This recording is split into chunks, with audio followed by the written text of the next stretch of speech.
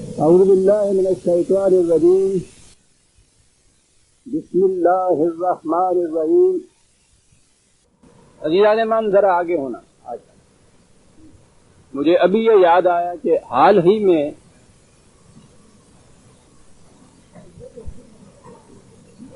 اپنی کرسیاں تو وہی رہنے دیجئے، صرف آپ آگے آ جائیے، اگلی کرسیوں میں جگہ خالی ہے. حال ہی میں نئے احکام جاری ہوئے ہیں، اگرچہ ان میں بات یہ ایسی واضح تو نہیں کہ درس کی ایک مجلس میں جو گھر کے اندر ہو اس میں بھی اس کی اجازت ہے یا نہیں، لیکن چونکہ بات واضح نہیں ہے ہم نے کوشش کی ہے کہ اس کی کلیریفیکیشن ہو جائے. تو جب تک یہ بات واضح نہ ہو جائے کہ یہ استثناء ہے، ایکسیپشن ہے، اس میں یہ ہو سکتا ہے، تو احتیاط کا تقاضا یہی ہے کہ ہم اس کو ابھی استعمال نہ کریں. تو میرا خیال ہے آئندہ درس تک ہمیں شاید واضح ہو جائے یہ بات کہ یہ کیا ہے. بسم اللہ الرحمن الرحیم. عزیزان من،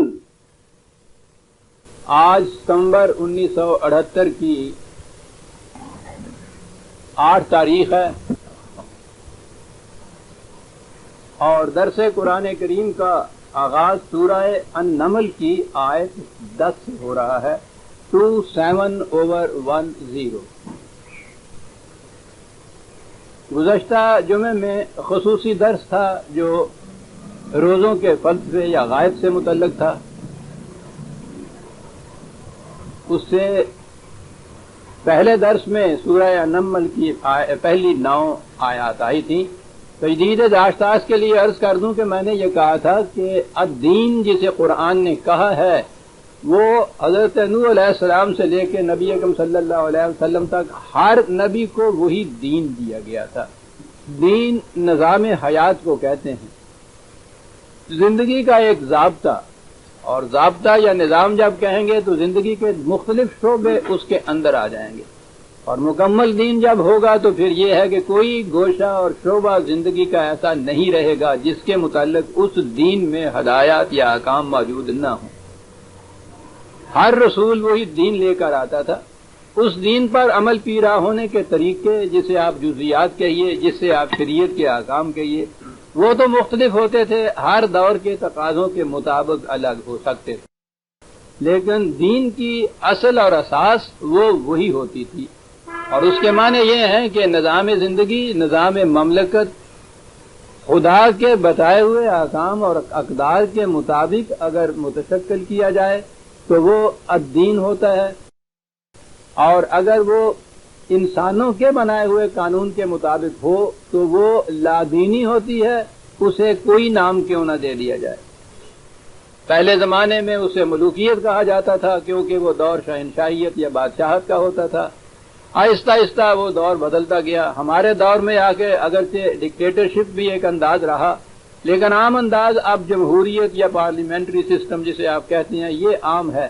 جمہوریت ہو یا ملوکیت ہو، ڈکٹیٹرشپ ہو، امریت ہو، کوئی بھی ہو، جس نظام میں خدا کے قوانین کے مطابق حکومت قائم نہیں ہوگی وہ الدین کے الرغم ایک چیز ہوگا، اسے کفر کہتا ہے قرآن.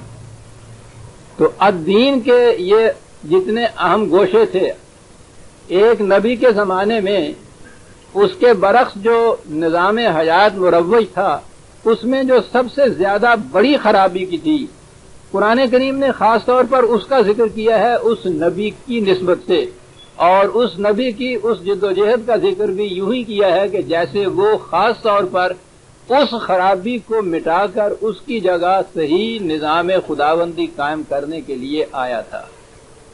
یہی جتنے بھی انبیاء کرام کے تذکرے قرآن میں ہیں، اقوام سابقہ کی جتنی داستانیں ہیں، وہ اسی کشمکش کے مختلف شعبے یا گوشے ہیں کہ فلاں نبی کے زمانے میں یہ جو انسانوں کا وضع اور قائم کردہ نظام تھا، اس کے فلاں گوشے میں یہ خرابی بڑی نمایاں طور پر ابھری ہوئی تھی اور اس نبی نے اسے دور کیا. اور یہ نہیں ہے کہ صرف وہ اسے ہی دور کرنے کے لیے آتا تھا، بلکہ وہ اس نظام کی جگہ نظام خداوندی کو مسلط اور متشکل کرتا تھا، وہ کر کے چلا جاتا تھا. یہ الدین ہوتا تھا. اور اس کے بعد مخالفین نہیں مخالفین تو اس کے زمانے میں اس کی مخالفت کرتے تھے اور مزاحمت کرتے تھے، اس کے بعد خود اس نبی کے پیرو نام لیوا وہ اس دین کو پھر سے انسانوں کے وضع کردہ نظام میں بدل دیتے تھے۔ فرق یہ ہوتا تھا کہ اب یہ ملوکیت کی بجائے پیشوائیت آ جاتی تھی۔ مذہب کے نام پر غیر خداوندی نظام کو مسلط کرنا یہ تھیوکریسی ہے، یہ مذہبی پیشوائیت ہے۔ اسی لیے جو نیا نبی آتا تھا، قرآن بتاتا ہے کہ جب بھی وہ نظام خداوندی کی دعوت دیتا تھا تو سب سے پہلے مذہبی پیشوائیت اس کی مخالفت کرتی تھی، یعنی اس سے پہلے نبی کی امت جو اس کے متشکل کردہ دین کو مذہب میں بدل چکی تھی اور اقتدار انہوں نے اپنے ہاتھ میں لے لیا تھا، یہ سب سے پہلے اس نبی کے پیش کردہ دین کی مخالفت کرتے تھے۔ ان کی بیک پہ ہمیشہ ان کے پیچھے تو وہ اقتدار کی قوتیں ہوتی تھی، لیکن مخالفت سب سے پہلے ان کی طرف سے ہوتی تھی، کیونکہ یہی مذہب کے نام لیوا ہوتے تھے اور یہ رسول بھی جو نظام پیش کرتا تھا وہ بہرحال خدا کے نام پہ پیش کرتا تھا۔ یہ عجیب کشمکش ہے جو چلی آ رہی ہے شروع سے، عجیب چیز ہے۔ یہ مذہبی پیشوائیت نے جو ٹیکنیک اختیار کی تھی پوری تاریخ انسانیت میں، یہ کبھی براہ راست برسر اقتدار نہیں آتے تھے، ہمیشہ پیچھے بیٹھتے تھے۔ یہ چھتری راجہ ہوتا تھا، یہ اس کے ماتھے پہ تلک لگاتے تھے، سنگھاسن پہ خود بٹھاتے تھے منتر پڑھ پڑھ کے، سب کچھ خود کرتے تھے، نام اس کا ہوتا تھا۔ چرچ میں بھی یہی صورت تھی، کلیسا یا چرچ جسے کہتے ہیں، پادری جن کو اب ہم کہتے ہیں، ان کی یہ صورت تھی۔ کانسٹائن شہنشاہ ہوتا تھا اور یہ اس کے پیچھے بیٹھے ہوئے، یہ سارا نظم و نسق ان کے ہاتھ میں ہوتا تھا اور اس کے نام سے جاری ہوتا تھا۔ یہ چیز مجوسیت میں یہی چیز تھی، مسلمانوں میں بھی جب دین کی جگہ مذہب نے لے لی وہاں بھی یہی صورت نظر آتی ہے ہمیں۔ بادشاہ یہ خود کبھی تخت کے اوپر نہیں بیٹھے ہیں، بادشاہی تخت کے اوپر یہ بیٹھاتے تھے، لیکن اس کے پیچھے وہ سارا جتنی قوت ہوتی تھی وہ ان کے ہاتھ میں رہتی تھی۔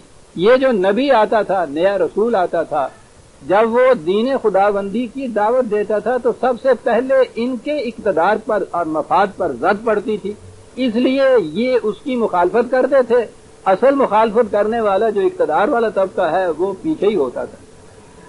اس میں ہم حضرت نوح علیہ السلام سے لے کے حضرت شعیب علیہ السلام تک آ گئے تھے، یعنی سابقہ صورتوں میں یہاں تک ذکر آ گیا تھا۔ حضرت شعیب علیہ السلام کے بعد حضرت موسیٰ علیہ السلام کا ذکر آتا ہے، بنی اسرائیل کا۔ یہ ذکر بہت ہی تکرار اور اصرار سے قرآن میں آ رہا ہے، جا بجا، جگہ بجگہ، بڑی تفصیل سے، کہیں اجمالاً کہیں مفصلاً۔ اس کی وجہ ایک خاص تھی، میں نے کہا ہے نا کہ پہلے جو نبی آتے رہے کوئی خاص شعبہ تھا انسانی زندگی کا جس میں زیادہ فساد پھیلتا تھا، وہ اس کی طرف ہی اپنی توجہ کو مرکوز رکھتے تھے۔ یہاں ایک نظام پورا تھا، فرعونیت کا نظام، اور یہاں وہ ملوکیت براہ راست سامنے ہے۔ یہاں ہم دیکھیں گے کہ مذہبی پیشوائیت، اس کا نمائندہ حامان ہے، وہ حامان کو بلاتا ہے فرعون، جب وہ دیکھتا ہے کہ اس کی سیاست ناکام ہو گئی ہے حضرت موسیٰ کے مقابلے میں، تو پھر وہ اس حربے کے طور پر وہ مذہبی پیشواؤں کو بلاتا ہے اور ان سے کہتا ہے کہ تم ذرا اس سے بھیڑو، مناظرے کرو، مباحثے کرو، اس میدان میں یہ شکست کھا جائے گا تو کام ہوگا، میرے پاس کی بات تو ہے نہیں یہ جو کچھ کہہ رہا ہے۔ تو گویا یہاں براہ راست اس میں حضرت موسیٰ علیہ السلام کا ٹکراؤ ملوکیت سے اور یہ مذہبی پیشوائیت سے اور نظام سرمایہ داری کا جو نمائندہ قارون تھا اس سے، ان تینوں سے براہ راست ٹکراؤ تھا حضرت موسیٰ علیہ السلام کا۔ اسی لیے یہ صاحب ضرب کلیم ہے، بڑے اولو العزم انبیاء میں ان کا شمار ہوتا ہے۔ یہ اس قدر چمکی لڑائی جو ہے، ہم نہیں کہہ سکتے کہ پہلے باقی انبیاء کرام کے زمانے میں بھی کچھ ایسا ہوا، لیکن قرآن کریم نے جو ذکر کیا ہے اس تفصیل کے ساتھ، یہ تین ہی تو قوتیں ہیں جو انسانیت کا گلا گھونٹنے کے لیے اس دنیا میں ابلیس نے پیدا کی۔ ان میں سے ایک ایک قوت بھی کچھ کم خون آشام نہیں ہوتی، لیکن جہاں یہ تینوں قوتیں یکجا جمع ہو جائیں، مقابلے میں وہ قوم بنی اسرائیل کہ جن میں ملوکیت یا فرعونیت کی ٹیکنیک یہ ہوتی ہے کہ وہ معصوم قوم میں ابنائے قوم پیدا نہ ہونے دے، ایسے انسان نہ پیدا ہوں جو ذرا سر اٹھا کر چلیں ان کو ذبح کرتے ہیں. یہ نہیں ہے کہ گلا کاٹ دیتے. ذبح کے معنی ہی ہوتے ہیں کہ ان کو کمزور کر دینا، ضعیف کر دینا، ناتواں کر دینا، ذلیل کر دینا، ان کا کوئی مقام نہ رہنے دینا معاشرے کے اندر. اور جن لوگوں کے اندر عورتوں کی صفات ہوتی تھی، چوڑیاں پہنے ہوئے، جنہیں ہم آج کے محاورے میں کہتے ہیں، میری بیٹیاں بہنیں معاف رکھیں، میں یوں نہیں کہہ رہا عورت کے مقابلے میں، میرے نزدیک تو قرآن نے مرد اور عورت میں مدارج میں کوئی فرق ہی نہیں رکھا، محاورتاً جیسے وہ کہتے ہیں. آج بھی ہمارے ہاں وہ بات چلی آتی ہے، جہاں ہمارے ہاں کی خواتین کی طرف سے احتجاج ہوتا ہے مردوں کے خلاف کہ تم نے کچھ نہ کر دکھایا، یہ اب بھی چوڑیاں بھیجتی ہیں پارسل کر کے ان کو. یہ محاورہ ہے، یہ آپ اپنی کمزوری کا اعتراف نہیں اس میں کرتی، بلکہ ان کے محاورے میں جواب ان کو دیتی ہیں. وہ بھی یہ کہتے ہیں دشمن کے مقابلے میں کہ ہم چوڑیاں پہنے ہوئے نہیں ہیں. تو یہ جو قرآن میں آیا ہوا ہے نا کہ وہ یذبحون ابناءہم ویستحیون نساءہم، تو یہ بات نہیں ہے کہ ان کے بیٹوں کو وہ ذبح کر دیتا تھا اور ان کی لڑکیوں کو زندہ رکھا کرتا تھا. یہ تو محاورے کی گفتگو ہے. ابنائے قوم کو کبھی ابھرنے نہیں دیتا تھا، ورنہ اگر وہ بنی اسرائیل کے بیٹوں کو ذبح کرتا تو حضرت موسیٰ کے زمانے میں لاکھوں کی تعداد کی یا کم از کم ہزارہ کی تعداد تو تورات بھی بتاتی ہے. یہ کہاں سے آ جاتے یہ؟ تو ملوکیت تو یہ تھی کہ اس معقوم قوم کے اندر ایسے افراد کو ابھرنے نہ دیا جائے کہ جن میں کچھ بھی حمیت اور غیرت کا احساس ہو، اور مقرب بنایا جائے، پیٹرونائز کیا جائے ان لوگوں کو ان میں سے جن میں خوئے مردانگی کا فقدان ہو. ملوکیت یا فرعونیت جسے قرآن نے کہا تو ضرب المثل ہو گئی ہے فرعونیت. اس کی ٹیکنیک یہ ہوتی ہے، وہ اگر ساری قوم کو ذبح کر کے ختم کر دے تو وہ حکومت کس کے اوپر کرے گا؟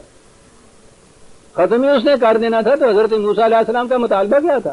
یہی تھا کہ ارسل کرنا بنی اسرائیل، میں کچھ نہیں کہنے کے لیے آیا، تمہاری حکومت تمہیں مبارک. میں تو یہ کہہ رہا ہوں کہ یہ قوم بنی اسرائیل جس پہ تم نے اتنے مظالم روا رکھے ہیں، ان کو اجازت دو کہ میرے ساتھ چلے جائیں، میں ان کو نکال کے لے جاتا ہوں کسی دوسری جگہ، تمہیں کچھ نہیں کہتا. کہا ہاں ٹھیک ہے، مجھے کچھ نہیں کہتے. معقوم باقی نہ رہے تو حاکم کہاں رہ سکتا ہے؟ وہ حکومت کس پہ کرے گا؟ یعنی حاکم کا تصور ہی نہیں ہے معقوم کے بغیر. آپ جسے آج اتنا دور کہہ رہے ہیں آزادی کا، ان کے مقابلے میں کہ ہم بہت پیچھے چھوڑا ہے فرعونیت کو، آپ دیکھیے تو صحیح، بدل کے بھیس زمانے میں پھر سے آتے ہیں. اگرچہ پیر ہے آدم جواں ہیں لاتو منات. یہ آپ کی انتہائی ڈیموکریسی جو ہے اس میں کہ 51 ووٹس والے اگر نہ رہیں حکومت ختم ہو جاتی، اپوزیشن کو زندہ رکھا جاتا ہے، کوشش ہوتی ہے کہ اقلیت میں رہیں. 49 جو ہیں، میں 51 کیا گیا غلط، 49 والے جو اقلیت کے اندر ہوتے ہیں ان کی کوشش یہ ہوتی ہے کہ 2 ووٹ کسی طرح سے کھینچ لیں اور 51 ہو جائیں. ان کی کوشش یہ ہوتی ہے کہ 49 سے 48 رہیں. یہ کیا ہے؟ یہ اگر موجود نہ رہیں تو حکومت ہی نہیں ہو سکتی. یہ وہی اقلیت ہے نا جسے وہ معقوم کہہ کے پکارتے تھے. یہ جو کتنے ہی برسر حق کیوں نہ ہو اس ڈیموکریسی میں 48 ووٹ والے آسمانی سچائیاں لے کے بھی کیوں نہ آئے ہوئے ہوں، ان کو 51 والوں کا حکم ماننا پڑتا ہے اور انہیں نہیں ماننا پڑتا. یہ 48 والے جس طبقے کے نمائندے ہیں، 48% تو آبادی کا ہو گیا نا، ان 48% کو 52% کے احکام قوانین ہر قسم کے ماننے پڑتے ہیں. یہ معقوم ہوتا ہے طبقہ. آپ دیکھتے ہیں کہ الجھاؤ کس طرح سے دیتی ہے یہ سامریت جسے اقبال کہتا ہے، حکمران کی سامریت. خوش ہیں سارے کہ ڈیموکریسی کے اندر کوئی معقوم نہیں ہوتا، کوئی حاکم نہیں ہوتا. الجھاؤ تو ابلیس کا پہلے جسم نے سوچنے کی قوتیں محفوظ کرتا، کھڑا ہو کے کوئی سوچتا نہیں ہے کہ معقوم نہیں ہو تم تو اور کیا ہو. 2 ووٹ جب ادھر چلے گئے ہیں تو تم دیکھ رہے ہو کہ جو کچھ وہ فیصلہ کرتے ہیں تمہیں ماننا پڑتا ہے. تو فرعون سے تو کہا یہ تھا. تو فرعونیت یہ تھی جب وہ یہ مختلف مقامات پہ یہ چیزیں آ چکی ہوئی ہیں، ہر جگہ میں نے بیان کیا، آئندہ بھی آئیں گی، ہر مقام پہ میں یہ عرض کروں گا. سیاست کے میدان میں بھی جو چیزیں، جو دلائل پیش کیے ہیں حضرت موسیٰ علیہ السلام نے واقعی ان کا توڑ نہیں تھا، آج بھی اس کا توڑ نہیں، اور یہاں جب وہ ہار گیا تو اب پھر وہ لے آیا وہ جو حربہ ہے، مذہب کو لے آیا۔ تاریخ پاکستان میں ہم پہ یہ بیتی ہوئی ہے، ہندو انگریز دونوں جب شکست کھا گئے تھے، قائد اعظم تھے، تو پھر جیسا انہوں نے مجھ سے فرمایا تھا اور انہوں نے کہا تھا کہ اب یہی مخالفت جو ہے ہندو انگریز کی اب قال اللہ اور قال الرسول کے اباؤں میں آئے گی، یہ بڑا خطرناک محاذ ہوگا۔ تو پھر حامان بلایا گیا تھا نا، آؤ مناظرہ کرو ان کے ساتھ، اس میں اس کو شکست دو۔ وہ قرآن کہتا ہے کہ وہ جو دلائل حقہ تھے، خداوندی دلائل، وہ تو اژدہا کی طرح نگل گئے ان کے فریب کی رسیوں کو، ان کے دلائل کام کیا دے جاتے، وہ کوئی نہ اژدہا تھا نہ رسیاں پھینکی جا رہی تھی، وہاں یہ چیز ہوئی تھا۔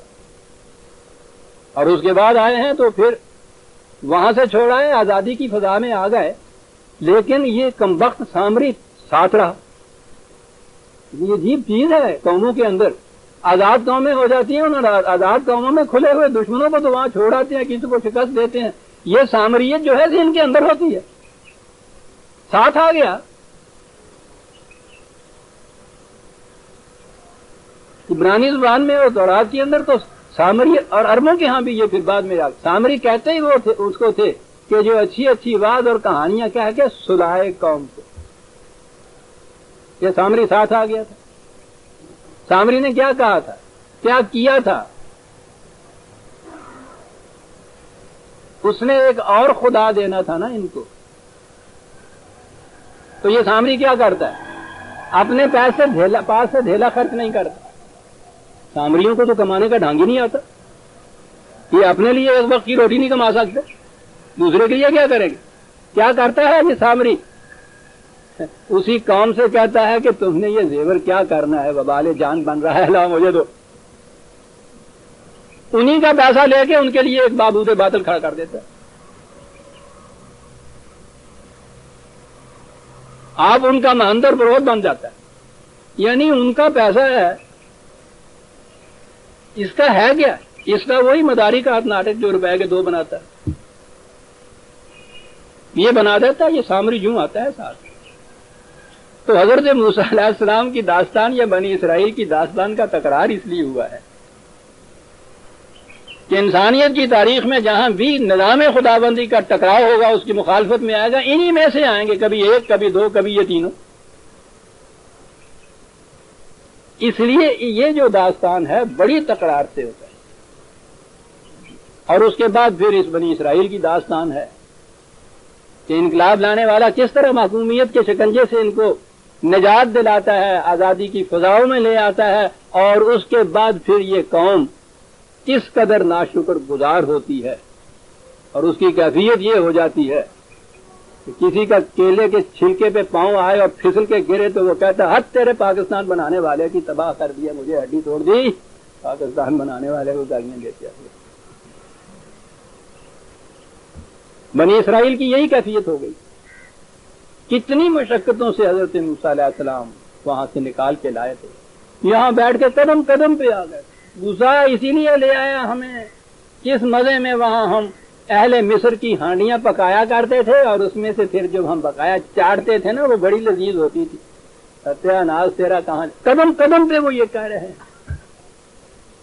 ناشکر گزار قوم کی کیفیت یہ ہوتی ہے کہ پھر ضربت علیہم الذلۃ والمسکنۃ وباؤوا بغضب من اللہ، خدا کا عذاب کس طرح نازل ہوتا ہے۔ تمام دنیا کی قوموں کی نگاہوں میں ذلیل اور خوار ہو گئی وہ قوم۔ کہا یوں آیا کرتا ہمارا نظام، بھیک مانگتی ہے وہ قوم اسی کے لیے، اینما ثقفوا، دنیا کی کسی مملکت اور کسی قوم کے سامنے بھی ہو جائے، وہاں وہ ذلت ہوتی ہے، اس کے ذلیل ہوتی ہے، وہ جھکتی ہے ان کے سامنے۔ اس لیے وہ بنی اسرائیل کی داستان دہرائی گئی ہے کہ ارے دل، یہ تو میری داستان معلوم ہوتی ہے۔ لیکن اس کے بعد پھر ایک دور آتا ہے، پھر خدا کے یہ اس کے اندر عظیم انبیاء آتے ہیں، حضرت داؤد علیہ السلام اور حضرت سلیمان۔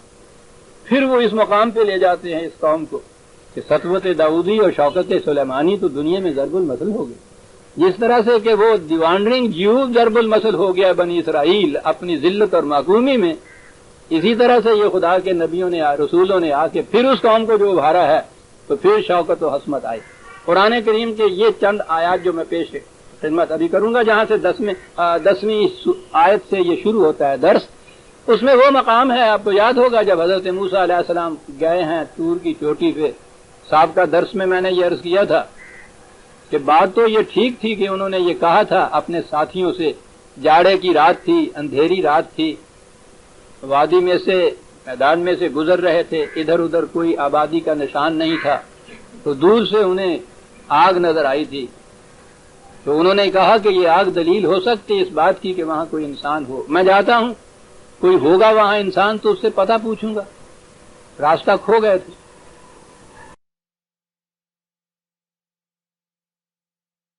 اور اگر یہ نہ ہوگا تو کم از کم کچھ تھوڑے سے الاؤ کے لیے آگ ہی لے آؤں گا، تم تاپ تو لوگے رات کو۔ رسول کے پیش نظر انسانیت کی دونوں ضرورتیں ہوتی ہیں۔ وہ راہ گم کردہ انسانیت کے لیے ہدایت اور رہنمائی کی تلاش بھی بکاتا ہے، جیسے رسول اللہ صلی اللہ علیہ وسلم کے متعلق اور ہر نبی کے متعلق ہے۔ وَوَجَدَكَ ضَالًّا فَهَدَىٰ، یہ حضرت موسیٰ علیہ السلام کا وہ دور تھا۔ ہمارے ہاں ترجمہ کیا جاتا ہے کہ ہم نے تمہیں گمراہ پایا اور ہدایت دی۔ رسول اپنی پہلی زندگی میں گمراہ نہیں ہوتا۔ دال کے معنی ہوتا ہے تلاش حقیقت میں سرگرداں پھرنا۔ گمراہ تو وہ ہوتا ہے جو غلط راستے پہ مطمئن ہو کے چل نکلتا ہے۔ رسول رسالت سے پہلے بھی غلط راستے پہ مطمئن نہیں ہوتا، اس سے مطمئن نہیں ہوتا، لیکن صحیح راستہ اس کے سامنے نہیں ہوتا۔ یہ جو چیز ہے نا کہ جو موجود ہے اس سے عدم اطمینان، اور جو ہونا چاہیے وہ سامنے نہیں، یہ ہے جسے قرآن نے کہا ہے کہ وَجَدَكَ ضَالًّا فَهَدَىٰ۔ معلوم ہوتا ہے کہ اگر یہ تشبیہاً تمثیلاً یہ بات ہے جو کہی گئی ہے تو حضرت موسیٰ علیہ السلام پہ بھی یہ دور تھا کہ تلاش حقیقت میں سرگرداں تھے۔ اسی لیے تو یہ اس مرد بزرگ کے پاس بھی گئے تھے، وہ جسے اب حضرت خضر علیہ السلام کہتے ہیں۔ یہ نبوت سے پہلے کا دور ہے، اور یہ خصوصیت ہے ایک نبی کی، اور واقعی جس انسان نے مستقبل میں کچھ بننا ہو اس کی کیفیت یہ ہوتی ہے کہ اپنے دور میں جو غلط چیزیں ہوتی ہیں وہ اس پہ مطمئن نہیں ہوتا، کہتا ہے یہ تو مجھے پتہ نہیں ہے یہ حقیقت ہے کیا، لیکن یہ میں کہہ سکتا ہوں کہ یہ حقیقت نہیں ہے۔ تو یہاں سے اگلا مقام جو ہے وہ آسان ہو جاتا ہے۔ تو حضرت موسیٰ علیہ السلام بہرحال ایک طرف ہدایت کے لیے بھی یہ گئے کہ میں اگر وہاں کوئی انسان ملتا ہے تو راستے کا پتہ پوچھتا ہوں، اور نہیں تو پھر وہ طبی ضروریات بھی جو انسانیت کی ہے ان کو بھی پوری کرتا ہے نبی یا خدا کا نظام۔ یہ طبی ضرورت تھی کہ سردی لگ رہی ہے تو چلو وہاں سے آگ ہی لے کے آؤں گا، دونوں ضرورتیں تھیں نا اس وقت ان کی، صحیح راستہ ملے اور سردی سے بچاؤ ہو۔ تو آپ نے دیکھا کہ رسول کا نظام کس طرح دین اور دنیا دونوں کو اکٹھا کرتا ہے۔ کہنے کے تو یہ دو فکرے ہیں قرآن کے حضرت موسیٰ کی زبان سے کہ میں جاتا ہوں انسان کوئی وہاں ہوگا ایسا جس کو معلوم ہو راستہ تو راستہ پوچھوں گا، نہ ہوگا تو کم از کم آگ تو تھوڑی سی لے آؤں گا۔ رسول دونوں چیزیں مہم پہنچاتا ہے انسانیت کے لیے، چھٹرتی ہوئی انسانیت کے لیے حرارت کا سامان بھی کرتا ہے، اور راستہ بھولی ہوئی انسانیت کے لیے صحیح راستہ بھی تلاش کرتا ہے۔ ان تمثیلات میں قرآن یہ باتیں بیان کرتا ہے تو ہم تو سچ مچ کا وہ عصا، لاٹھی، اور اس کے بعد اژدہا، اور اس کے بعد رسیاں، وَأَلْقِ عَصَاكَ فَلَمَّا رَآهَا تَهْتَزُّ كَأَنَّهَا جَانٌّ وَلَّىٰ مُدْبِرًا وَلَمْ يُعَقِّبْ۔ جب وہ ہم نے اس کو احکام دیے، ضابطہ دیا، نظام کی شکلیں دیں، اور کہا کہ جاؤ فرعون کی طرف، انه طغى، وہ تو بہت بے باک اور سرکش ہو گیا، سیلاب کی طرح بفرتا ہوا چلا جا رہا ہے، جاؤ روکو، کھڑے ہو گئے۔ الہ، آپ کا شکریہ کہ آپ نے مجھے سرفراز فرمایا ہے اس تاج نبوت سے، لیکن یہ جو ذمہ داری مجھ پہ عائد کی جا رہی ہے، معقوم قوم کا فرد، وہاں ایک ان کی نگاہ کے اندر ایک جرم مجھ سے سرزد ہو گیا، حالانکہ میں نے اس کو قتل دانستہ نہیں کیا تھا، حادثہ تھا ایک، اس کی وجہ سے اس قوم کا ایک فرد مر بھی گیا تھا، اور میں وہاں سے بھاگا ہوا ہوں۔ 10-12 برس ہو گئے مجھے، میں ان وادیوں میں بکریاں چراتا پھرتا ہوں، اور مجھ سے یہ کہا جا رہا ہے کہ جاؤ اور فرعون سے جا کے ٹکر لو اور اس کا نظام بدلو اور اس کی مملکت چھینو. بار الہ جرت تو میں نہیں کہہ سکتا یہ کرنے کی. بندہ ناچیز و تعمیر بیابانے نگر کروں گا کیسے یہ کچھ. خائف ہوئے. بہت بڑی ذمہ داری ہے. یا موسیٰ لا تخف, بہت بڑی چیز ہے. اور یہ ہے وہ اتنی بڑی ضمانت جس کی بنا پہ وہ اتنے بڑے عظیم پروگرام کے لیے تیار ہو جاتا ہے. لا تخف کہا ہے یہاں کیونکہ یہ محسوس طور پر سامنے آنے والی چیز. نبی اکرم صلی اللہ علیہ وسلم جب غار حرا میں غار ثور میں تھے, ہجرت کی رات جسے ہم کہتے ہیں قرآن نے کہا ہے, وہاں بھی یہ ایک کسی قسم کا خطرہ, وہ خطرہ سچ مچ کا سامنے نہیں آیا تھا. میں اس لیے کہہ رہا ہوں کہ آپ کو معلوم ہو کہ قرآن کے الفاظ کا انتخاب کیا ہوتا ہے. یہاں جو چیز کہی جا رہی ہے وہ سچ مچ کا محسوس ایک فرعون ہے, اس کا نظام ہے, اس کے فوج ہے, اس کے لشکر ہے. اس کے لیے تخف کہا. خوف قرآن کے عربی زبان میں بھی, عام طور پہ قرآن میں بھی, محسوس خطرات جو ہوتے ہیں ان سے بچنے کے لیے, ان کی وجہ سے جو تاثر پیدا ہوتا ہے وہ ہوتا ہے خوف. وہاں جو تھا مکے کو چھوڑ کے وہاں سے آئے ہیں, راستے میں حفاظت کے لیے ایک غار میں پناہ لی ہے, جہاں آگے جانا ہے مستقبل کے متعلق کچھ معلوم نہیں کہ وہاں کیا ہوگا. وہاں اس سوچ میں ہیں کہ پیچھے اتنا بڑا دشمن, جہاں جا رہے ہیں اس کے متعلق وہ جیسے کہ قافلے والے لٹے پیٹے پناہ گزین آتے تھے, کچھ پتہ نہیں کہ کہاں جا رہے ہیں, کیا ہوگا وہاں, مستقبل کیا ہوگا ہمارا. یہ احساس جو تھا کسی مرئی محسوس خطرے کا نہیں تھا, ایک تصوراتی چیز تھی, تدبیری چیز تھی. وہاں کہا کہ یہ جب مقام آیا تو وہاں آواز آئی, انہوں نے کہا رسول صلی اللہ علیہ وسلم نے اپنے ساتھی سے جس کے دل میں یہ خیالات ابھر رہے تھے, لا تحزن. وہاں تحزن ہے.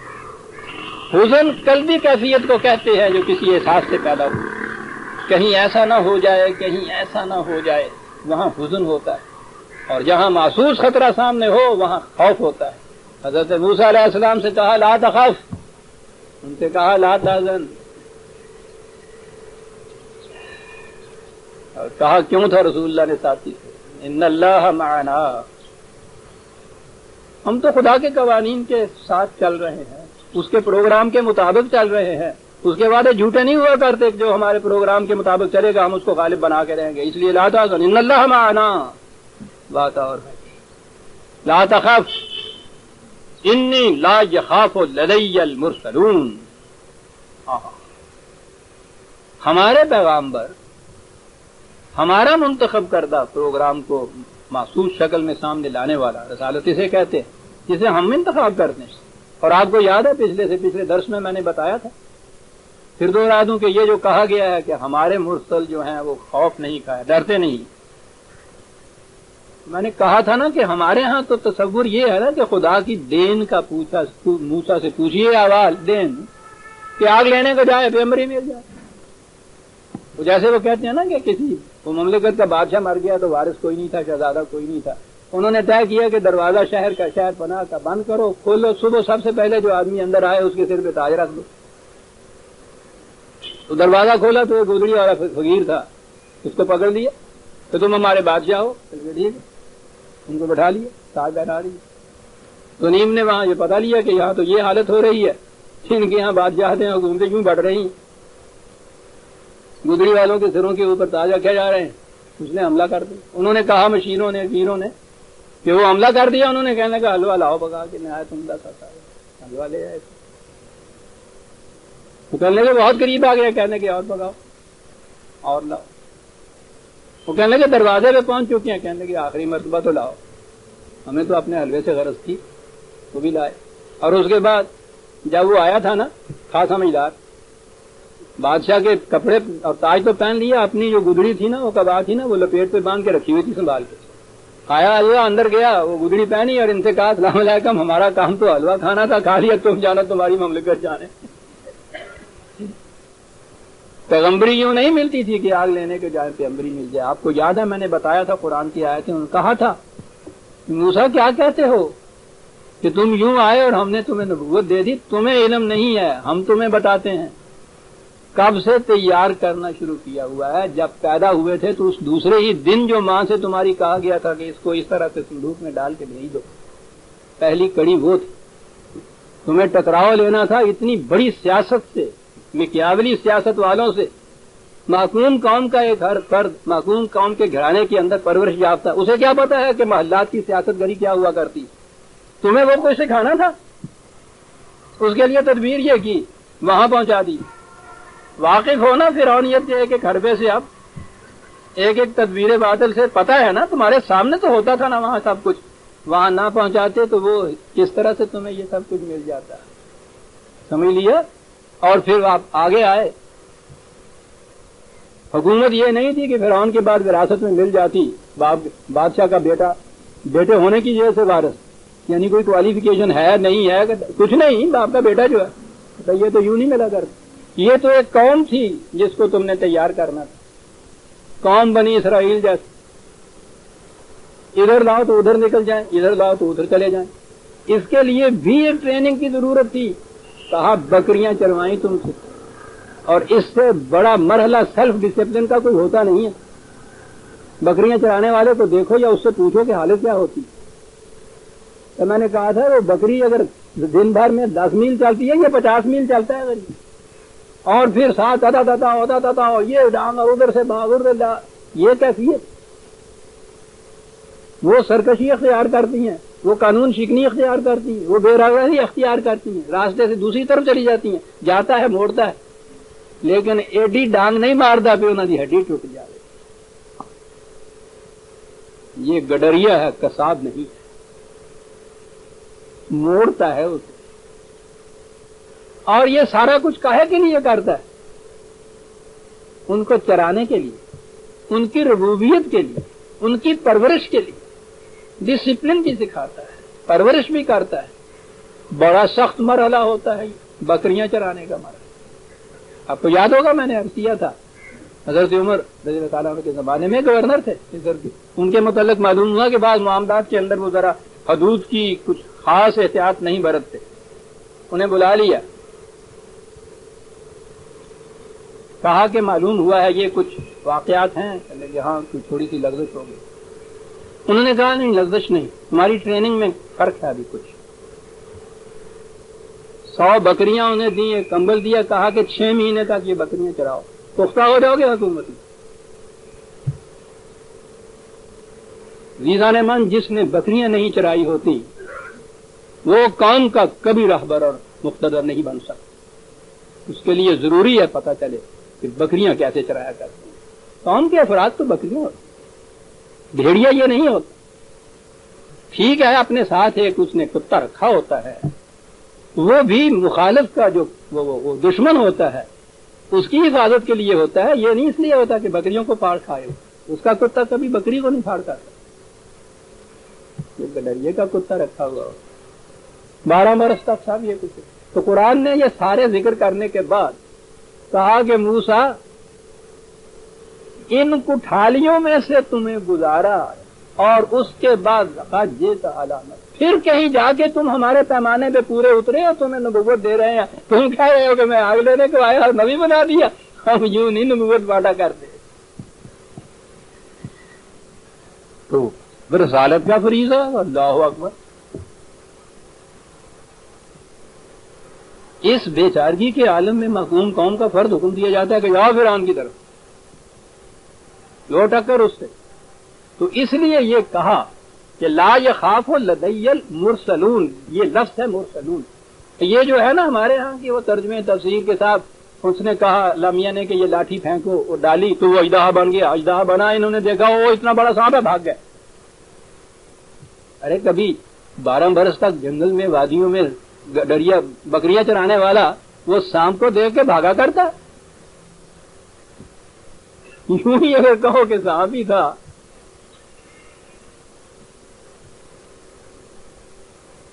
وہ تو اس دور کا وہ تھا۔ آج بھی ہمارے دور کے گاؤں کے لوگ ہیں، سانپ کو ڈر کے تو ہم بھاگتے ہیں، شہری اس کی آواز سے بھاگ جاتے ہیں۔ سانو ڈراؤن واسطے سی سی کا بھی ہوں گی، سب پاویں نہ ہی ہوئے۔ وہ گاؤں والا جو ہے وہ نہیں ڈرتا، وہ لٹنے کے پیچھے پڑتا. یہ بات عزیزان من کوئی سانپ اور اس سے ڈرنے کی نہیں. اور اس کے لیے سند کیا ہے؟ لا یخاف لدی المرسلون، رسول کی حیثیت سے اسے کہا گیا ہے کہ رسول تو اس طرح سے نہیں ان چیزوں سے ڈرتے. تو رسالت اور سانپ کا تو کوئی تعلق نہیں ہے نا. ورنہ اگر یہ بات صرف سانپ ہوتی ڈرنے کی تو کہنے کی بات یہ تھی کہ میاں تیرے ورگا گبرو تو سب کو ڈرتا پیا ہے. اور گبرو والی گل نے کہی لدی المرسلون. قرآن کریم یوں سمجھ میں آتا ہے عزیزان مان کہ وہ کیا چیز سی جس سے کہا کہ جسے ہم ایک فریضہ جس کے ذمہ ڈالتے ہیں، تفویض کرتے ہیں، ایک ذمہ داری ہماری طرف سے وہ آتی ہے اور ہم اس کی ضمانت دیتے ہیں کہ لا تخف. تو ایسا شخص جو ہے اس کو تو خوف کھانے کی کوئی بات نہیں ہوتی. یہاں تو وہ سیاں بھے کوتوال، آپ ڈر کاہے کا؟ وہ کوتوال کا بھی اگر وہ ساتھی کوئی ہو جائے تو وہ کہتے ہیں ڈر کوئی نہیں. خدا جس کے ساتھ ہو تو کہتا ہے اس سے مرسل کا لفظ یہاں آیا عزیزان من، اس لیے یہ سانپ نہیں ہے جسے کہا جاتا ہے. خیر لا یخاف لدی المرسلون.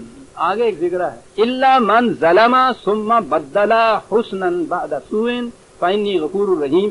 عام طور پہ اس کا ترجمہ آپ دیکھیں گے تفسیروں میں بھی، ہمارے ہاں مرسل جو رسول ہیں وہ نہیں خائف ہوتے. آگے کہا ہے کہ بجوز ان کے جس نے ظلم کیا ہو، کہیں زیادتی کی ہو کہیں، اور اس کے بعد پھر اس نے اس زیادتی کو، اپنی غلطی کو حسنات سے تبدیل کر دیا ہو، تو کہتے ہیں کہ ہاں وہ ڈرا کرتے ہیں. اندازہ لگائیے، قرآن خود یہ کہتا ہے کہ جس نے کبھی کوئی کس سے لغزش ہو گئی، اس کے بعد اس نے اس کا اعتراف کیا اور اس کا ازالہ کر دیا، تلافی کر دی حسنات کے ذریعے سے، تو وہ پہلی چیز جو تھی وہ محو ہو گئی، مٹ گئی. ان الحسنات لیذھبن السیئات. لغزشیں کہیں ہو جاتی ہیں تو وہ مٹ جاتی ہیں اس سے کہ اس سے زیادہ بہتر اچھا کام کیا جائے. تو قرآن تو سند دیتا ہے کہ حسنات جب کہیں عمل میں آ جائیں تو اس سے جو سیئات پہلی ہوتی ہیں وہ مٹ جاتی ہیں. تو جس نے اس طرح سے اپنی سیئات کو مٹا دیا ہو حسنات سے تو اس کو تو ڈرنے کی بات ہی نہ رہی. قرآن تو سند اس کی دیتا ہے. اب یہ کہتے ہیں کہ نہیں رسول تو نہیں ڈرا کرتے، ڈرا کرتے ہیں وہ کہ جن سے کبھی کوئی ظلم ہو گیا، زیادتی ہو گئی، ثم بدل حسنا. خود ہی قرآن کا کہ اس نے پھر اس کے بعد حسنات سے اپنی اس لغزش کا ازالہ کر لیا، وہ ڈرا کرتے ہیں ہم سے. جس نے ازالہ کر لیا وہ ڈرا کرتے ہیں. ڈرتے کون سے نہیں ہیں؟ ظلم بھی کیا ہے، ازالہ بھی نہیں کیا، کالا کی کرنا. قدم قدم پہ نظر آتا ہے عزیزان من. مجھے اسی لیے درس آتا اپنی قوم پہ جو ترجموں سے اس قرآن کو سمجھتے ہیں. اسی مقام پہ اگر یہ کہا جائے کہ نہیں صاحب ڈرتے تو وہ ہیں کہ جن سے کبھی زیادتی ہو گئی اور پھر اس نے ثم بدلا حسنا. اگر تو یہ ہوتا نا کہ ان سے زیادتی ہوئی اور پھر اس کی تلافی نہیں کر سکے، وہ ڈر کرتے ہیں مکافات عمل سے. جنہوں نے اس کی تلافی کر لی ہے، اور قرآن دوسرے مقام پہ سند دیتا ہے کہ اس کے بعد اس پہلے جن کا لغزش کا نشان تک باقی نہیں رہتا، وہ کیوں ڈرے؟ یہ معنی نہیں. اس کے معنی ہے کہ نہ تو ہمارے ہاں رسول جو ہیں جن کو ہم اتنی بڑی ذمہ داری سونپتے ہیں وہ ڈرتے ہیں، نہ ہی وہ لوگ. یہ ہے اس کا ترجمہ الا من ظلم. یہ ہے عربی. الا کا معنی ہے ولا من ظلم. نہ ہی وہ لوگ ڈرتے ہیں کہ جن سے ایک دفعہ کوئی لغزش ہو گئی ہو اور پھر انہوں نے اس کی تلافی کر لی. اس لیے کہ فإنی غفور الرحیم. ہمارا قانون جو ہے پھر ان کی محافظت بھی کرتا ہے، ان کی نشو و نما بھی کرتا ہے. لہذا ان کو خوف کھانے کی کوئی بات نہیں ہے ان کے لیے. وہ تھا نا حضرت موسیٰ علیہ السلام کے ذہن میں یہ بات کی بھی ہوگی کہ میں وہاں غلطی سے ایک شخص کو مار آیا ہوا ہوں اور وہ ممکن ہے میں جاؤں تو وہ پھر مجھے اشتہاری مجرم سمجھ کے گرفتار کر لیں اور یہ کچھ کرے. ذہن میں ہوگا. انہوں نے کہا کہ تھا ان کی بات چھوڑیے، ہمارے ساتھ معاملہ ہے نا. ہمارا اصول یہ ہے کہ اگر کسی سے کوئی لغزش بھولے ہو جاتی ہے اور پھر وہ اس کی تلافی کر لیتا ہے ہمارے بتائے ہوئے قانون کے مطابق، تو پھر اس کو خوف کھانے کی کوئی بات نہیں. کتنی صاف بات ہے جو قرآن میں. وَأَدْخِلْ يَدَكَ فِي جَيْبِكَ تَخْرُجْ بَيْضَاءَ مِنْ غَيْرِ سُوءٍ فِي 9 آيَاتٍ إِلَىٰ فِرْعَوْنَ وَقَوْمِهِ إِنَّهُمْ كَانُوا قَوْمًا فَاسِقِينَ. ہمارے یہاں تو پھر وہی کہتے ہیں نا کہ وہ عصا پھینکا تو وہ اژدہا بن گیا، اور پھر کہا کہ وہ اپنا ہاتھ ذرا اپنے جیب سے باہر نکالو. وہ نکالا تو بالکل وہ چاند کی طرح روشن تھا، چمکتا ہوا تھا. اور ان سے کہا کہ ہاں بھائی ٹھیک ہے. تو یہ تھیں جو نشانیاں. وہ اژدہا سب ایسا بننے والا، اور یہ ید بیضا جو تھا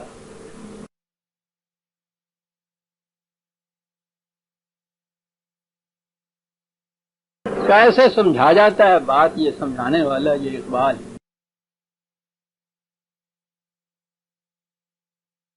اس کے معنی ہوتے ہیں روشن دلائل.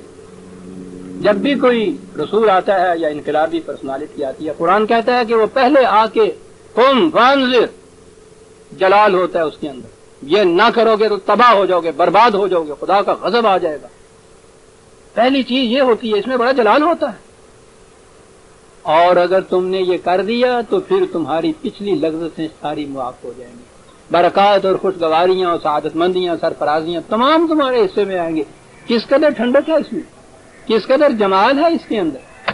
ہر رسول جو آتا ہے، ہر انقلابی جو آتا ہے، بشرطے کہ وہ فرعون نہ، خدا کا بھیجا ہوا رسول، اس کے دو فریضے ہوتے ہیں. ایک انذار ہوتا ہے، وہ آگاہ کرتا ہے غلط روش کے تباہ کن نتائج، اور وہ بشیر ہوتا ہے، وہ بشارتیں دیتا ہے خوشگوار نتائج سے خدا کے قانون کے مطابق زندگی بسر کرنے. پہلا حصہ جلال ہوتا ہے، دوسرا جمال ہوتا ہے. وہ جو ہے وہ اژدہا بننے والی جو بات کہی گئی ہے، وہ پہلا پہلو ہے اس کا.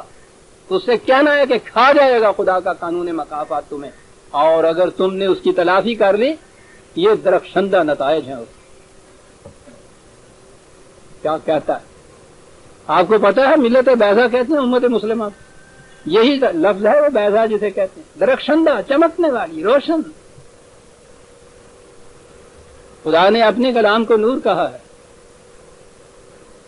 جو بھی خدا کے ان قانون کے مطابق زندگی بسر کرتا ہے، اس کی پیشانی کے اندر قسمتیں جگمگ جگمگ کرتی ہوئی آ جاتی ہیں، مطلب انوار ہو جاتی ہیں. یہ ہے ملت بیضا. یہیں سے لیا ہے ان لوگوں نے. اس انداز سے وہ مسلمان سے کہتا ہے نور قدیمی خود را بیفروز. او مسلمان، تو خدا کے قدیم نور کا مظہر تھا.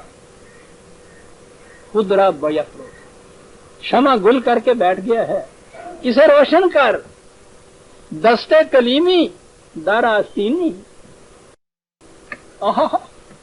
تیرا ہاتھ تو ید بیضا ہے، اس کو جیب میں ڈالے ہوئے ہے، اس کو باہر نکال. بات بس اتنا ہی کرنے کی بات یہ ہے، اس کو غلافوں میں نہ لپیٹ، اس کو مینیفیسٹو بنا اور دنیا کے سامنے پیش کر. دستے کلیمی، کیا خوبصورت بات ہے. نور قدیمی خود را بیفروز، دستے کلیمی دارا آستینی. یعنی کرنے کا کچھ اور ہے ہی نہیں، جیب میں ڈالا ہوا بات باہر نکال دے. راستے روشن ہوتے چلے جائیں گے. ید بیضا کہا کہ یہ ہیں وہ آکام، لو ان کے ساتھ جاؤ وہاں. ہمارے پیغام میں جلال بھی ہے، اس میں جمال بھی ہے. انہم کانوا قوما فاسقین. وہ حدود فراموش ہو گئی، سرکش ہو گئی. ساحل توڑ دیا اس دریا نے، سیلاب بن گیا ہوا. جاؤ. آپ دیکھیے کہ صاحب کتنی بڑی ذمہ داری تھی. وہ ذمہ داری جس کے متعلق نبی کریم صلی اللہ علیہ وسلم کو بعد میں یہ کہا گیا وَوَضَعَ عَنْكَ وِزْرَكَ الَّذِي أَنْقَضَ ظَهْرَكَ. کتنا بڑا احسان ہے رسول، وہ بوجھ کے جس نے تیری کمر توڑ دی ہوئی تھی، وہ بوجھ ہم نے اٹھا لیا. رسول کی کمر ٹوٹ جاتی ہے پروگرام جب یہ ملتا ہے. کتنی بڑی چیز ہے صاحب کہ آخری زندگی کا ایک ایک سانس اس میں بسر کر دینا. صعوبات، مشقتیں، مخالفتیں، مزاحمتیں، میدان جنگ، ان میں ساری زندگی گزر جا رہی ہے. کہا جائے گا کہ اور لوگ بھی تو یہ کہتے ہیں انقلاب لانے والے، وہ سب کچھ کرتے ہیں کہ آخر میں اقتدار ان کے ہاتھ میں آتا ہے. یہ سب کچھ کرتا ہے اور اقتدار بھی اپنے ہاتھ میں نہیں دیتا، اس کا اقتدار کام کرتا ہے، اس کا محکوم بن کے جیتا ہے. کون سا انسینٹو ہوتا ہے اس کے پاس؟ ایک پیسہ نہیں دینا اس میں سے، حوالی نہیں. اقتدار ایک چیز ہوتی ہے جس کی ہوس یہ سب کچھ کرا دیتی ہے. اتنی بڑی قربانیاں جیسے کہتے ہیں لوگ دیتے ہیں اقتدار کے لیے، یہ کچھ کرتے ہیں. اقتدار بھی نہیں مل رہا اس کے اندر. تو اقتدار تو ایک طرف رہا، وہاں تو اعلان کرایا جا رہا ہے کہ ان سے کہہ دو کہ اگر میں نے بھی کبھی خدا کے کسی قانون کی خلاف ورزی کی تو میں اس کے عذاب عظیم سے ڈرتا ہوں. تم پہ تو خالی شاید عذاب ہی آئے گا، مجھ پہ تو عذاب عظیم آئے گا. جتنی بڑی ذمہ داری.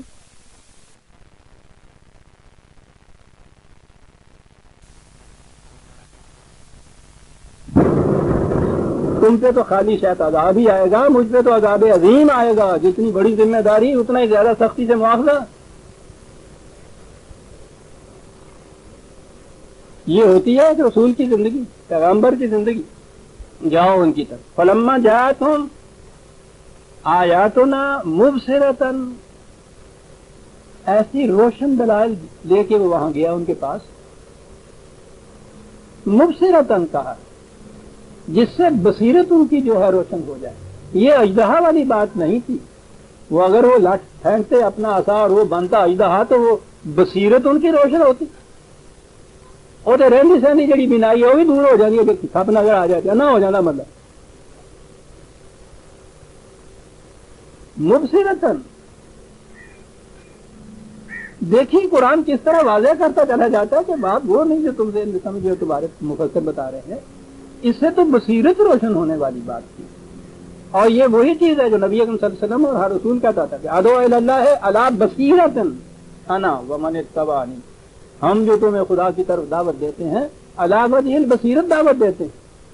میں بھی ایسا کرتا ہوں اور میرے فالوور جو ہوں گے وہ بھی یہی کریں گے.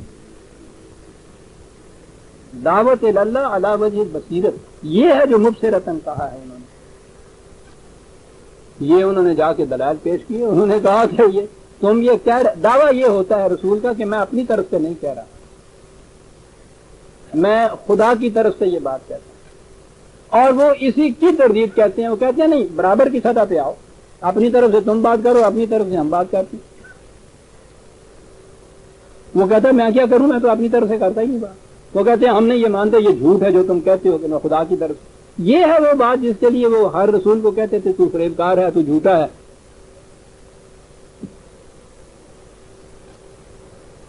یہ خدا کو الگ کر کے کس طرح سے خود آئے، پھر تو یہ اور وہ دونوں ایک جیسے ہو گئے. ہاں خدا کو ساتھ.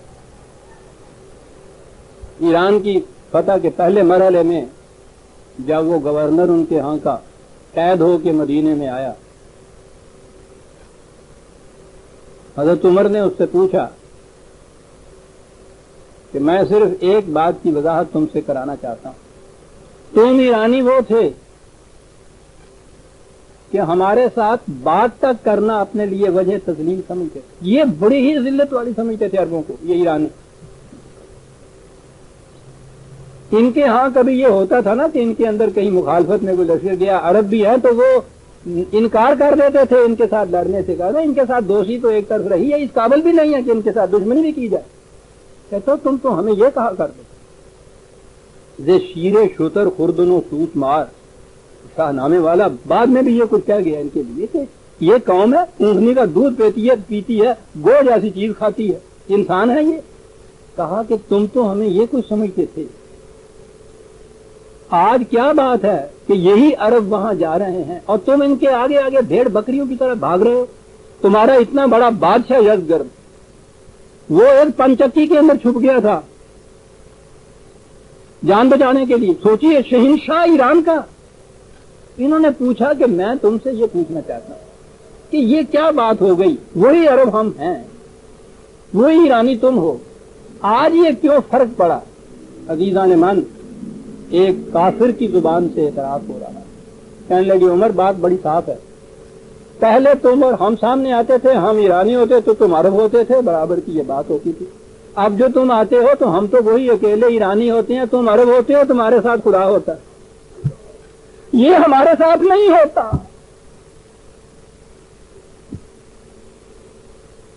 مجوس کہہ رہا ہے کہ عمر یہ وجہ ہے، ورنہ عرب تو تم بھی وہی ہو، یعنی ہم بھی وہی ہیں، بس یہ ایک فرق ہے درمیان میں. ان اللہ معنا.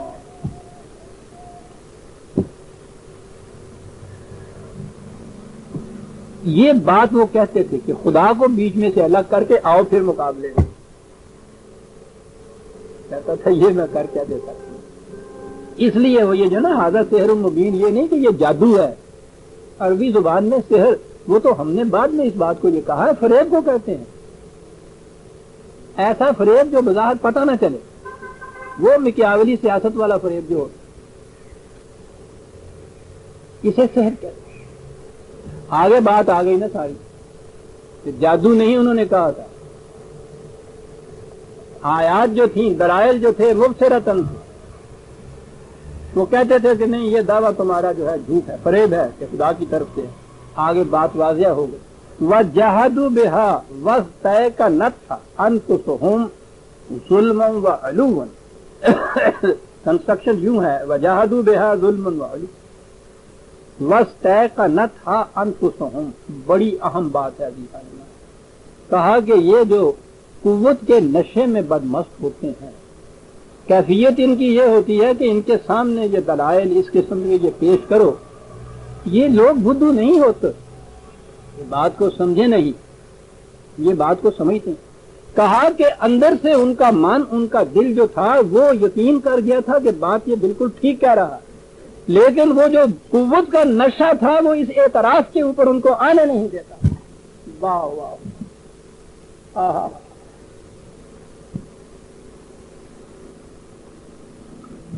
ساری کہانی کیا گیا قرآن دو لفظوں میں۔ یہ جو کئی دفعہ بیٹھ کے سوچا کرتے ہیں کہ صاحب یہ بات میری تمہاری سمجھ میں آ رہی ہے، یہ جو اتنے بڑے ارباب سیاست ارباب اقتدار ہیں، کیا ان کی سمجھ میں یہ بات بھی نہیں آتی؟ وہ کہتا ہے سمجھ کی بات نہیں، سمجھ میں تو ان کے آ گئی ہی،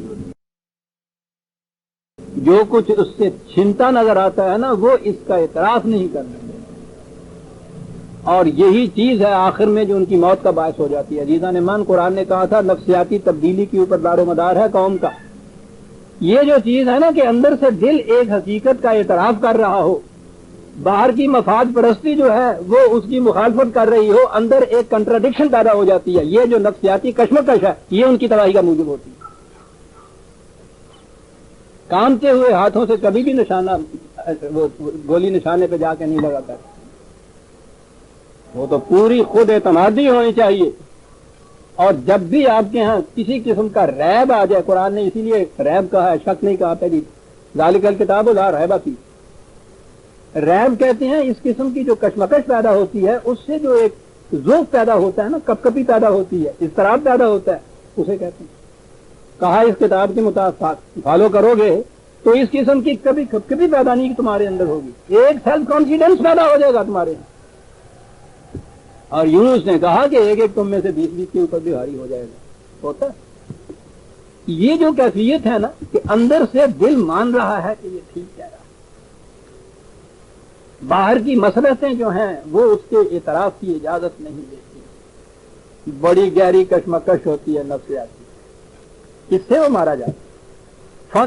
اس سے قرآن نے آگے کہا نا کہ فانظر کیفا کان عاقبۃ المفسدین، مفسد فساد کہتے ہیں ناہمواریاں پیدا کرنے والے، کہتا کہ وہ جن کے پہلے اپنے اندر ناہمواری پیدا ہو گئی ہے، پھر وہ قوم میں یہ کچھ پیدا کرتے ہیں، وعدہ کچھ کرتے ہیں، اندر دل میں کچھ اور ہوتا ہے،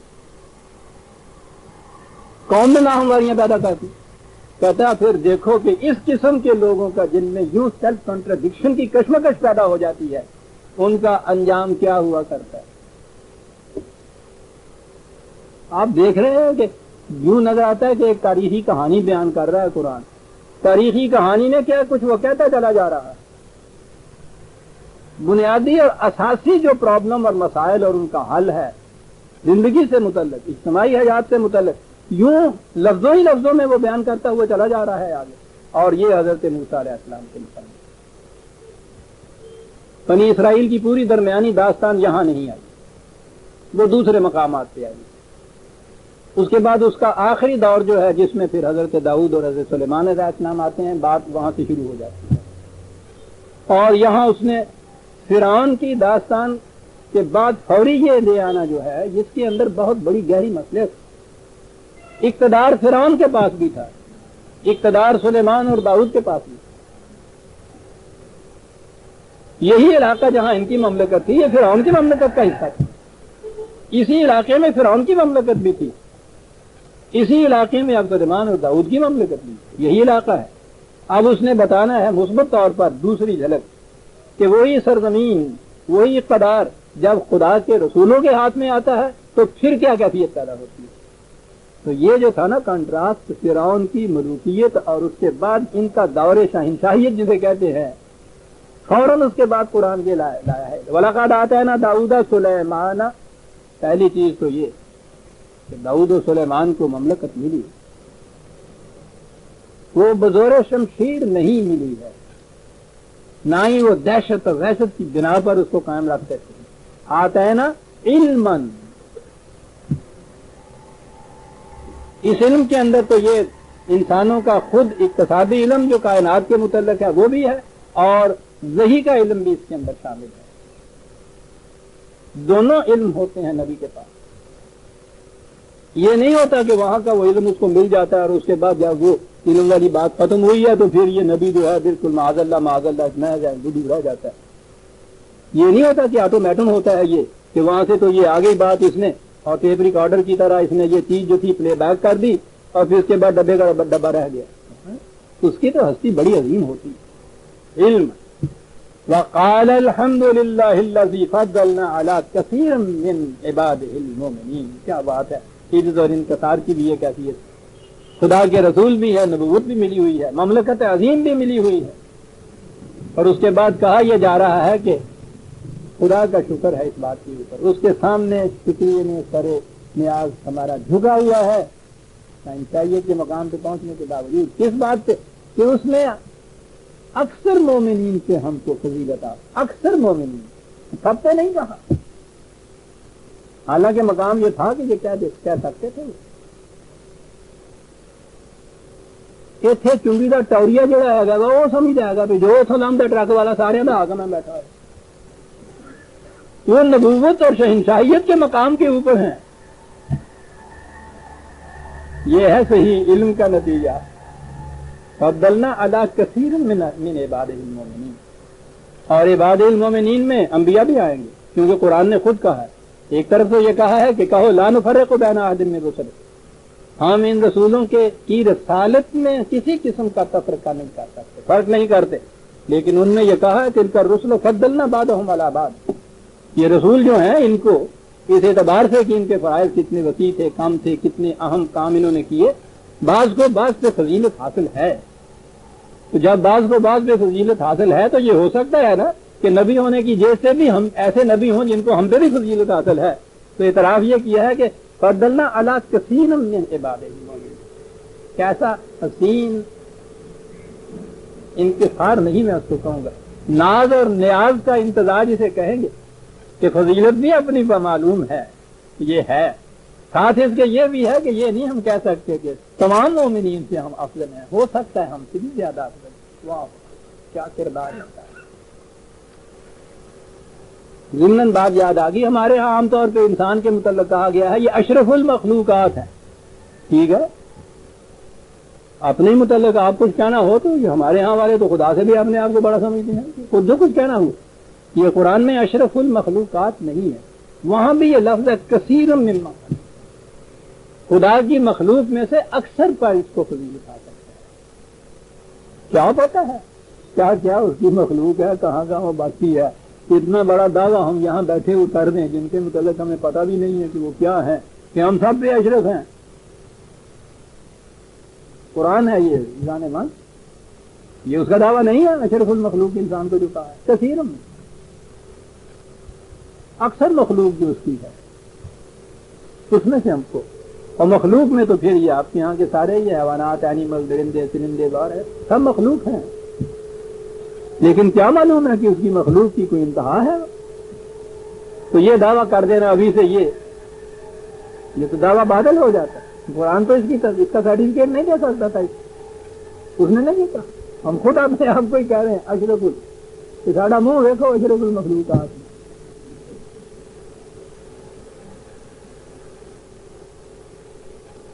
وَوَرِثَ سُلَيْمَانُ دَاوُودَ. یہاں سے ایک چیز اور چل، سلیمان کا لفظ وارث لے لیتے ہیں اپنی زبان میں ہم، کہ داؤد ان کے بیٹے تھے حضرت سلیمان، داؤد کے وارث سلیمان ہوئے. اب یہاں سے بات آ گئی کہ صاحب وہ بادشاہ تھے نا، ٹھیک ہے جی، تو پھر بیٹے کو وراثت میں مل گئی نا بادشاہ. چل گئی سند آ گئی کہ وراثت میں بادشاہت مل سکتی. ان سے پوچھیے کہ وہ تو نبی بھی تھے, حضرت داؤد, حضرت سلیمان نبی بھی تھے, تو وراثت میں آئی تو دونوں چیزیں آنی چاہیے نا. تو اب نبوت بھی وراثت میں آ رہی ہے اور مملکت بھی وراثت میں آ رہی ہے. وراثت کے معنی وہ جو ہم اپنے یہاں دیتے ہیں, یہ سوال ہی نہیں ہے, یہ ہمارے ہاں کی اصطلاح. خدا نے تو اپنے آپ کو کہا ہے کہ ہم وارث ہیں کائنات کے. تو وراثت اگر باپ کے بعد بیٹے کی ہو تو اللہ میاں پیو کہڑا ہے کہ جاؤ وارث بندہ پیو.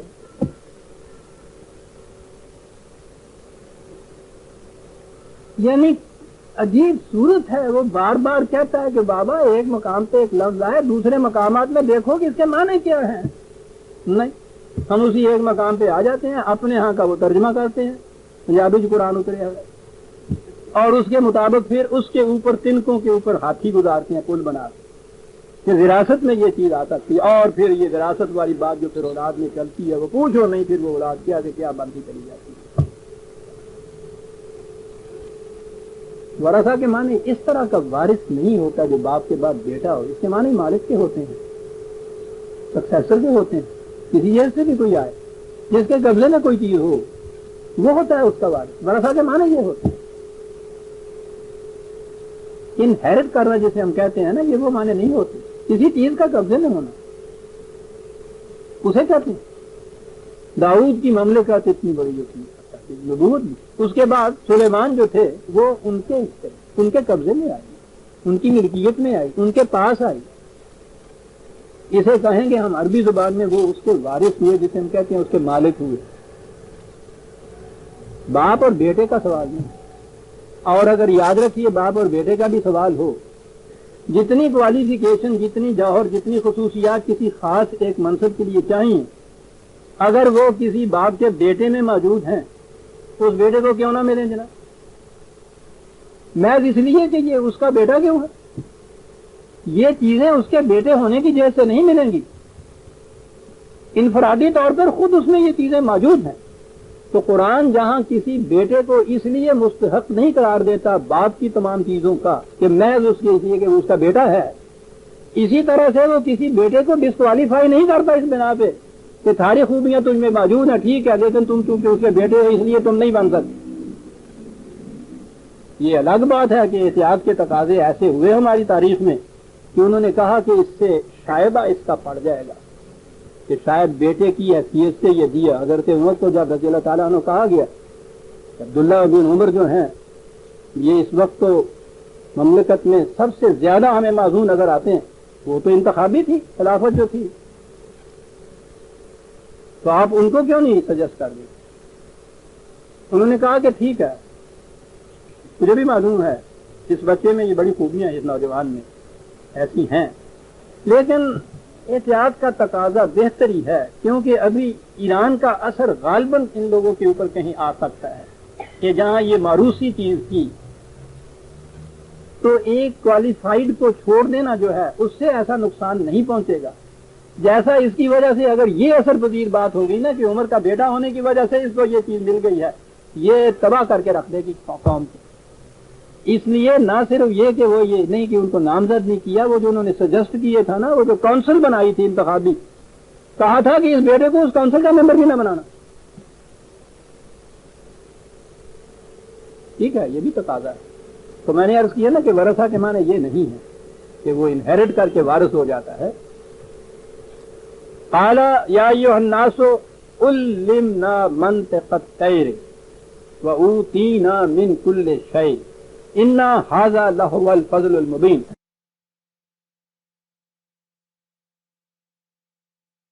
حضرت سلیمان علیہ السلام کے تذکرہ دلیلہ میں 2-3 چیزیں آئیں گی جن کے اوپر غور کی ضرور قابل. منطق الطیر, ترجمے آپ کے یہاں کی تفسیریں ساری, پرندوں کی بولی ان کو سکھائی گئی. اور آگے ہے ھذا لہو الفضل المبین, انہوں نے کہا یہ بھی خدا کا بہت بڑا فضل ہے. پرندوں کی بولی وہی کے ذریعے سکھائی گئی ہوگی نا, عام تو ہے نہیں, پرندوں کی بولی سکھائی گئی. یہ کون تھا یہ فضل عظیم ہے صاحب جس کا ذکر کیا جا رہا ہے, پرندوں کی بولی. اب آپ دیکھیے اس کے بعد پھر جب دلائل ہمارے ہاں لائے جاتے ہیں، نام ان کا دلائل رکھا جاتا ہے، تفسیریں آپ دیکھیے نا کہ جی وہ ٹھیک ہے پرندے ہمارے آپ کی طرح تو نہیں بولتے، لیکن ان کی حرکات سکنات چہچہ ہے ان کا، چی چی پی پی، یہ جو چڑی مار ہوتے ہیں پرندوں کو پکڑنے والے جس میں ہے وہ خوب پہچانتے ہیں ان چیزوں کو، کیا بھی یہ کس چیز کو چاہتے ہیں، کیسے آواز دیتے ہیں، ان کو بھوک لگی ہے، وہ خوب پہچانتے ہیں ان چیزوں کو، گویا ہے ان چیزوں کو۔ تو اگر یہ وہ چیز تھی کہ جن کو چڑی مار بھی جانتے ہیں، تو یہ خدا کے ایک پیغمبر کو وحی کے ذریعے یہ باتیں بتانا اور اس کا کہنا ھذا لہو الفضل المبین، کیا بات ہے اس فضل مبین منطق ہوتا ہے۔ آگے جا کے ایک ہدہد آتا ہے کہ وہ چکیرا جڑا ہوں کہ جی یہ ہدہد ہے، اسی میں آگے جا کے آتا ہے کہ وہ ایک وادی میں سے گزرے، وہ چیونٹیوں کی وادی بھری ہوئی تھی، اور وہ چیونٹی جو تھی ابھی آتا ہے النمل، اس سورت کا نام ہی وہاں سے ہے، نمل چیونٹی کو کہتے ہیں کہ وہ وادی تھی چیونٹیوں کی، تو وہ جو ان کی سردار تھی چیونٹی، اس نے دعائی دی باقیوں کو کہ بلوں میں گھس جاؤ، سلیمان آ رہا ہے، اس کا لشکر آ رہا ہے، کچل دے گا، وہ سب بھاگی ہوئی بلوں میں گھس گئی۔ یہ بھی بڑی چیز، چیونٹیوں کی وادی، ہدہد وہ منطق ہوتا ہے یہ سارا کچھ۔ اور پھر آگے جو تھا کہ وہ عفریت تھا، اس نے کہا کہ میں اس کا تخت جھوٹ لے کے آتا ہوں آنکھ جھپنے کے عرصے میں، اور وہ یہاں آئی اور وہ یہاں، یہ سارا صاحب واز کے لیے بڑی دلچسپ چیز، سامری کے لیے اس میں بڑا میٹیریل، اور پھر جب بڑھا بھی دیتے ہیں کوئی زیب داستان کے لیے تو پھر تو پوچھو نہیں، زیب داستانی جب ہوئی وہ وادی ہوئی چیونٹیوں کی، چیونٹی جو اس کی ملکہ تھی اس کے متعلق تفسیروں کے اندر آپ کہاں دیکھیے، چیونٹی کے متعلق لکھا یہ ہے کہ وہ بھیڑیے کے برابر چیونٹی، جی کہاں لنگڑی تھی، نام تک دیا ہوا ہے، جرمی یا جرمس نام بھی تھا اس کا، نام بھی اکیلی تھا نام، بھیڑیے جتنی تھی۔ تو یہ کچھ اگر نہ ساتھ اس کے لگائے، شوگر کوٹڈ نہ بنائے، بگے کیسے باہر ہے؟ ساری تفسیروں میں آپ کو منطق کو تیر انہوں نے بولیاں سمجھ لے سکتا ہے۔ ایک بات ہے ساری جو پوچھنے کی، ان سے کہیے کہ صاحب یہ بات آپ کو کیسے پتا چلا کہ بھیڑیے کے برابر کی نام اس کا یہ تھا، اور اسے کہنے کے صاحب وہ کتاب میں لکھا ہے، تفسیر میں لکھا ہوا ہے، ان کے لیے تو تفسیر میں لکھا ہے۔ وہ تفسیر والا جو بیضاوی ہے اس سے کوئی نہیں پوچھتا کہ تمہیں کیسے پتا چلا جی،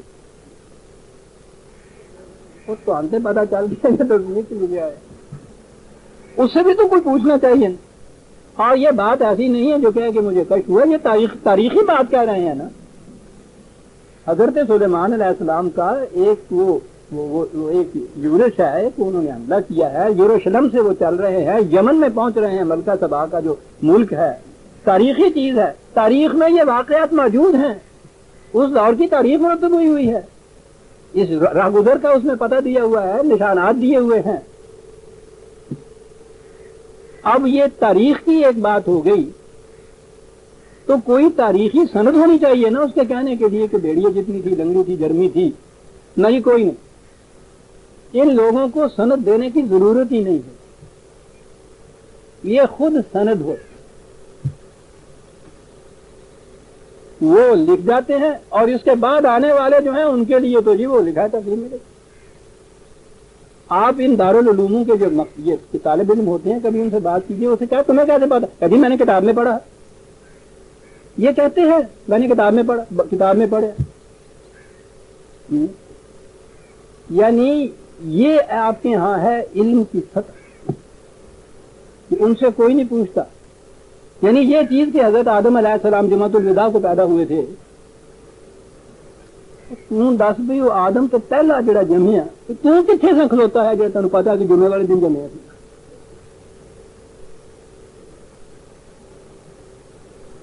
اور یہ درس قرآن کریم ریڈیو کے اوپر اناؤنس ہوا، یاد ہوگا آپ دینے والے کون تھے؟ آپ کے سابقہ مذہبی امور کے وزیر مملکت اسلامیہ پاکستانی۔ مکے کے اجاڑ والی گال ہے نا، اس سے بڑی سرد کیا ہوتی ساری دنیا کو؟ کون کہنے والا اتنا ممتاز، ریڈیو کے اوپر بین الاقوامی نشریات چیز ہو رہی ہے، حضرت آدم علیہ السلام کی تاریخ بیان ہو رہی ہے، اور وہ فضیلت بیان کر رہے تھے جمعۃ الوداع کی، اور پہلی فضیلت یہ تھی.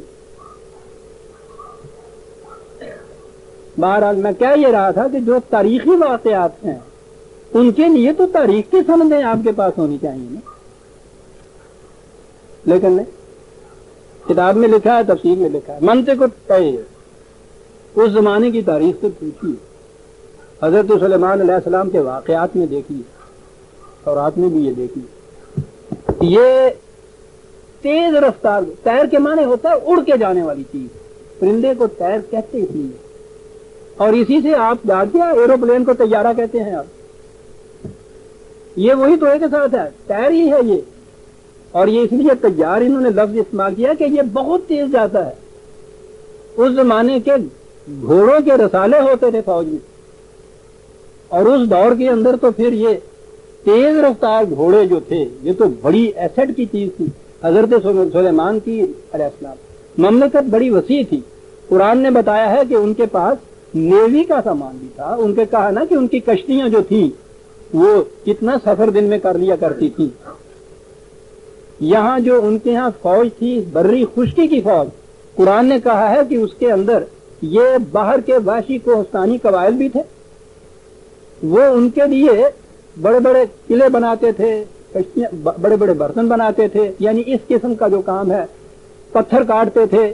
یہ اس قسم کا کام جو فوج میں آج یہ شاہراہ کرا کرم بنانے والے جو تھے اس میں دونوں قسم کے تھے.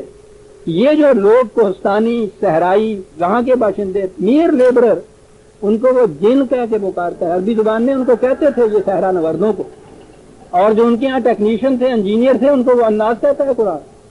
شہری آبادی قرآن نے کہا ہے کہ ابراہیم حضرت سلیمان السلام کی اس لشکر کے اندر یہ کوہستانی آبادیاں بھی تھیں، اور وہ اس زمانے کے یہ جنگلی، یہ ہمارے ہاں کے یہ لائل پور اور منٹوگمری کا جو بار آباد کی ہے ہماری زندگی میں، یہ ہمارے بچپن میں آباد ہوئی ہے. وہاں کے جو اوریجنل رہنے والے ہیں آج بھی ان کو جانگلی کہتے ہیں. عربی زبان میں اسے الجن کہتے ہیں. وہ الناس معانست سے ان کے ہاں سوشل اینیمل. شہروں کے رہنے والوں کو جو سوسائٹی میں رہتے تھے وہ تو عجیب کون تھی. الناس تو معانست سے ہے. اور وہ رہتے تھے جو آنکھوں سے اوجھل باہر، وہ بھی تھے، ناس بھی تھے، یہ بھی تھے، کشتیاں بھی تھیں ان کی فوج میں، اور اس کے ساتھ گھوڑوں کا رسالہ بھی ان کے ساتھ بہت.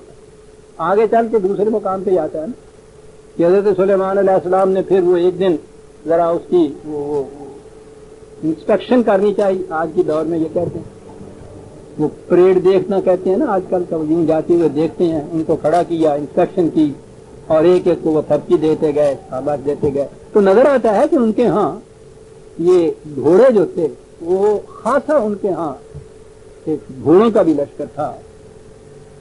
قرآن بتا رہا ہے گھوڑوں کی ٹریننگ کے لیے خاص. اب بھی ہمارے ہاں یہ پولو والے جو ہے نا، وہ گلگت والے مشہور ہیں سارے پاکستان میں، تو بہترین پولو کے کھلاڑی ہیں. خاص قومیں، خاص قبیلے ہوتے ہیں، خاص فن کے وہ ماہر ہوتے ہیں.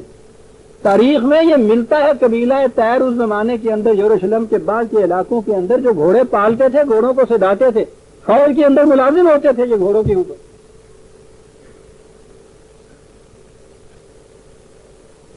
منطق کے معنی بولی نہیں ہوتی، فن ہوتا ہے. جو چیز کسی کو ٹرین کرنے کے لیے سکھائی جاتی یہ ہوتا ہے. کہا کہ یہ ٹھیک ہے، گھوڑوں کا لشکر بھی تھا، وہ فن والے بھی تھے، لیکن ان کی کیفیت یہ نہیں تھی کہ اس طرح ان کو ملازم کیا اور آپ ان کو جانتے ہی نہیں تھے. خود بھی اس فن کے ماہر تھے، اور ہونا ہی چاہیے. منطق کو تیر. آگے چل کے میں عرض کروں گا کہ وہ ہدہد کیا تھا اور نبل تو ابھی ہے تھوڑا سا وقت، تھوڑا سا ہی رہ گیا. منطق تیر وَأُوتِينَا مِن كُلِّ شَيْءٍ. دیکھو تو کیا بات قرآن کہہ رہا ہے.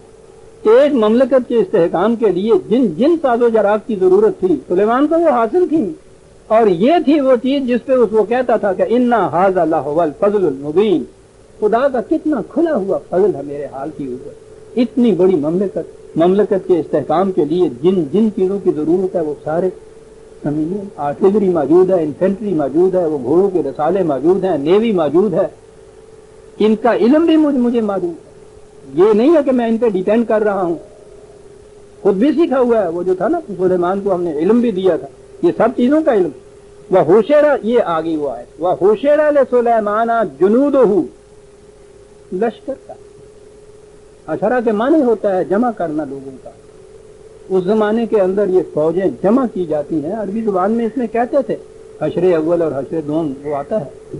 اس کے لیے جنود جہاں لفظ ہے، لشکر تھے اس کے سلیمان کے، جمع کیے ہوئے تھے ان میں، من الجن والانس والطیر، طیر کا لفظ ہے یہاں۔ اب یہ کہ صاحب سلیمان علیہ السلام کے لشکر میں جن بھی تھے، جن جڑا جن پوت سوار ہو جاتا، جنہوں ٹول بجا کے کٹ دیتا ہے، بلی کی نسل کیوں ہوتا ہے، ٹول بجانے جن چلے جانا، جی خلاف اور جن بھی سارے تھے انہوں نے دیکھو یہ بھی وہ آگے لکھا ہوا ہے کہ وہ ان میں سرکشی کرتے تھے کہ وہ زنجیروں سے وہ بیڑیاں پہنا دیتا تھا ان کو، کہ وہ جنوں کو بیڑیاں پہنایا کرتا تھا۔